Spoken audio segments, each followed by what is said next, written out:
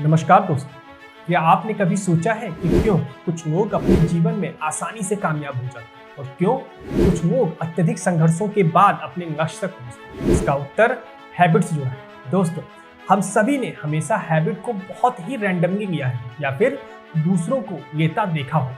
हम सब ने जिंदगी में कभी न कभी कुछ अच्छी आदतों को अपने जीवन का हिस्सा बनाने के लिए प्रयास भी किया होगा। जैसे कभी आपने डाइट करने और हेल्दी खाने के हैबिट के बारे में सोचा होगा, तो कभी सप्ताह में कई बार जिम जाने के बारे में सोचा और कभी सुबह उठकर सोशल मीडिया स्क्रॉल ना करने के बारे में भी सोचा होगा। यह बातें बोलचाल के स्तर पर तो हम लोग समझ जाते हैं, लेकिन इसको लेकर मनोवैज्ञानिकों का मानना कुछ और ही है। वास्तव में जो चीज़ हम बार बार करते हैं या करने की इच्छा रखते हैं, जरूरी नहीं कि वह आगे चलकर हैबिट ही बन जाए। जैसा कि यदि हम रोज मूवी देखते हैं या रोज पढ़ाई करते हैं, इसके आदत बनने की संभावना है तो, लेकिन ये जरूरी नहीं कि आगे चलकर यह एक हैबिट बन ही जाए। तो यहाँ पर सवाल यह उठता है कि वास्तव में यह हैबिट है क्या, और जो गुड हैबिट्स हैं उसे कैसे अपनाया जा सकता है और जो बैड हैबिट है उन्हें कैसे छोड़ा जा सकता है। तो चलिए आज हम इसके साइंटिफिक तरीके को समझने की कोशिश करते हैं। बचपन से ही आलसी हूँ, मेरे माँ बाप मुझे बदलने की कोशिश कर रहे हैं। ये आलस्य के बारे में ऐसे व्यक्ति के अंदर आराम करने की इच्छा बहुत होती है। Thousands of blogs and articles are produced every single day. सिर्फ बैठकर ही पढ़ाई नहीं होती। टाइम मैनेज कैसे करें, कंसंट्रेट कैसे करें। इस मोमेंट में मेरे लिए सबसे इंपॉर्टेंट है, एग्जाम का टाइम चल रहा है, पढ़ना। We live in the age of information. सबके पास 24 घंटे होते हैं, उसको भी प्रायोरिटाइज कर लो। Nothing will happen in the end. You will fail in your comfort zone. दोस्तों, हैबिट को हम आसान शब्दों में ब्रेन ऑन ऑटो पायलट कह सकते हैं। अब इसे कुछ इस तरीके से समझते हैं कि क्या होगा यदि मैं आपसे कहूं कि आज सुबह सुबह जो आपने ताजा सांसें महसूस की थी वह सिर्फ इसलिए थी क्योंकि 100 साल पहले क्लाउड हॉपकिंस नाम के एक एडवर्टाइजर को अपने ब्रांड के टूथपेस्ट बेचने में दिक्कत आ रही, क्योंकि उस वक्त अधिकांश लोग ब्रश ही नहीं करते थे और इनको लोगों को ये समझाना था कि दांतों को ब्रश करना एक दैनिक क्रिया होनी चाहिए। और अंत में वह लोगों को एक नया बिहेवियर अपनाने और उसे रोज दोबारा करवा पाने में सफल हो जाते हैं, जिससे वो अपने टूथपेस्ट को बेचकर पैसे कमा पाए। लेकिन आखिर यदि देखा जाए तो आखिर वो ऐसा कैसे कर पाए? इसका जवाब है न्यूरोसाइंस और पावर ऑफ हैबिट की वजह से।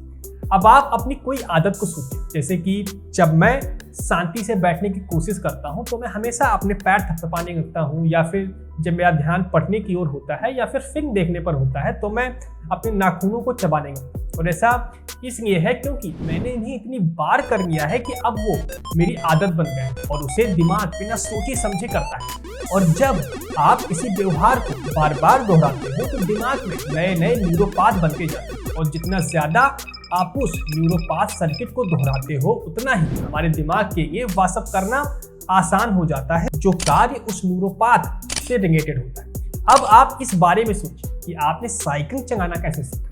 यदि देखें तो साइकिल चलाना बहुत ही कठिन कार्य है। एक ही समय में हमें पैडल भी चलाना पड़ता है, संतुलन भी बनाना पड़ता है और हैंडल को भी घुमाना पड़ता है। और स्टार्टिंग में आपको सभी इन कार्यों के बारे में सचेत रूप से सोचना भी पड़ता है। यह आपके मस्तिष्क के प्रीफ्रंटल कॉर्टेक्स भाग में होता है, जो कि कॉम्प्लेक्स थॉट से जुड़ा हुआ हिस्सा होता है। लेकिन जब आप पर्याप्त साइकिल को चला लेते हो तो कॉन्शियस रूप से इसके प्रत्येक एक्शन के बारे में सोचने की जरूरत ही नहीं रह जाती। और जब साइकिल चलाना आपकी हैबिट बन जाती है तो यह आपके ब्रेन के डिफरेंट हिस्से के द्वारा नियंत्रित होता है, और यह हिस्सा हैबिचुअल बिहेवियर से संबंधित है। इसे स्टीयरटम कहते हैं, और यह हिस्सा एक केमिकल छोड़ता है जो आपके कॉम्प्लेक्स थॉट वाले हिस्से को इस काम को करने से रोक देता है, जिससे हमारा दिमाग एफिशिएंट बना रहता है। और हमारा दिमाग साइकिल चलाते वक्त या यह ना सोचकर कि यह चलता कैसे है, अन्य चीज़ों को सोचने के लिए फ्री रहता है। जैसे कि आप ड्राइव करते वक्त खूबसूरती का आनंद लेते रहते हो। आइए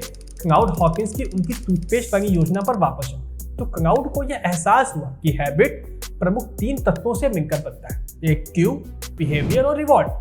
क्यू एक ऐसी चीज होती है जो किसी बिहेवियर को ट्रिगर करती है, जैसा कि सुबह सुबह अलार्म की घंटी बजने आपका मन स्नूज बटन पर मुक्का मारने का करता होगा, और इसके बाद इनाम में मिलता है सोने के लिए 9 मीठे अतिरिक्त मिनट।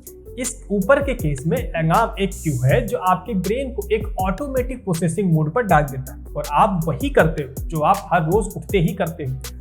और जितनी ही बार एक क्यू से एक बिहेवियर आप करते जाते हो उतना ही यह लिंक स्ट्रॉन्ग होता जाता है। और अगली बार जब ये क्यू आता है तो हमारा ब्रेन एक सेकंड भी नहीं लगाता उस बिहेवियर को करने के लिए। और क्लाउड ने लोगों को सुबह सुबह अपने दांतों पर लगी उस चिपचिपी फिल्म के बारे में सोचने पर मजबूर कर दिया था। अब इसके लिए धन्यवाद उन्हें उन बैक्टीरियो का करना चाहिए था जिन्होंने रात भर लोगों के मुंह में निवास किया।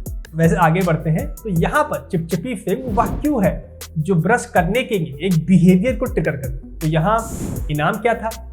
क्लाउड ने लोगों को यह एहसास करवा दिया था कि ये दांतों के ऊपर जो चिपचिपी फिल्म है ये उनके मुस्कान को बदसूरत बना देगी और यही सुंदर स्माइल ही ब्रश करने का इनाम है।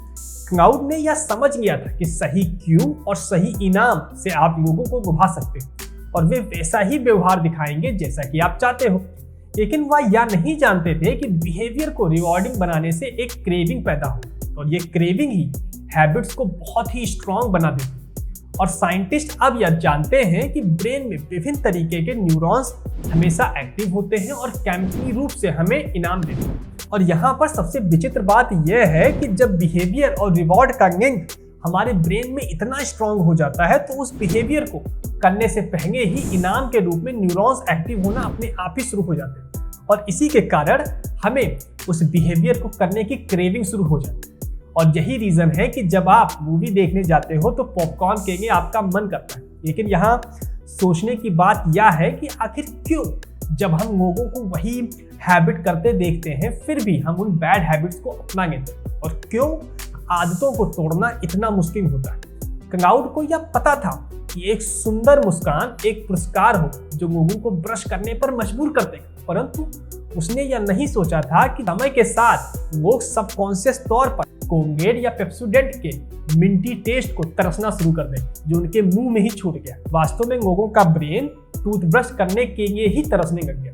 यदि हम सोचें कि आपको एक हैबिट अपनानी है, जैसे कि आप रोज एक सेब खाने जैसी नई आदत अपनाना चाहते हो, तो आप अपने आप को कैसे ट्रेन कर सकते हो? और यदि आपको कोई बुरी आदत है तो क्या आप उसे छोड़ सकते हो या फिर आप हमेशा उसमें फंसे रह जाओगे? साइंटिस्ट पहले ये सोचते थे कि एडल्ट होने के बाद हमारा ब्रेन कंक्रीट की तरह सॉलिड हो जाता है और इसमें ज्यादा बदलाव नहीं होता है, लेकिन अध्ययनों से बाद में यह पता चला कि हमारा ब्रेन मिट्टी की ही तरह बहुत ही लचीला अंग है। किसी भी दैनिक कार्य में सीखने से लेकर भूख लगने तक हर चीज के जवाब में हमारा ब्रेन लगातार अपनी केमिकल केमिस्ट्री चेंज करता रहता है। यह केमिकल रिलीज बहुत ही कम समय के लिए होता है, लेकिन समय के साथ साथ यदि हम एक ही बिहेवियर को रिपीट किया करते हैं तो ब्रेन की फिजिकल स्ट्रक्चर एक्चुअली में बदल जाता है और आप अपने ब्रेन में न्यूरोपाथ बना चुके होते हो।